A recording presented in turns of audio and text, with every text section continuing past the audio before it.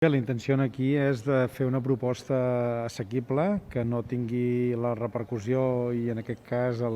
la feina d'orfebreria i també el cost que té el celler de Can Roca,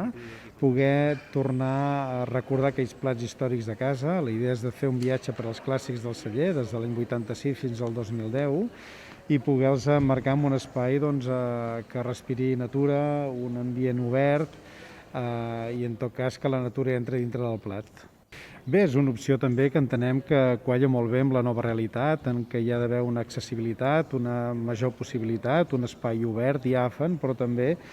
uns preus adaptats a una nova realitat, no? I en aquest cas també ens sembla que és una proposta que qualla molt bé la idea del nostre plantejament de recordar i aquesta proposta també assumir que ara mateix és una possibilitat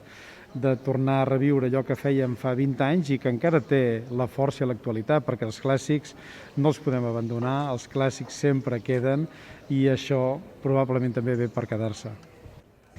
Ens sentim molt afalagats, tenim aquesta situació de privilegi. És veritat que aquests primers 15 dies pràcticament estan plens. Cada dia obrim a les 12 de la nit a 15 dies vista. I sí, de moment tenim aquesta sensació de que la feina anterior ens dona també la perspectiva de que puguem seguir seduint a la gent, en aquest cas amb una altra franja de preu, amb una altra opció, però on també ho sentim nostre, és a casa, és al celler, vestit de clàssic, amb un espai on la natura hi entra.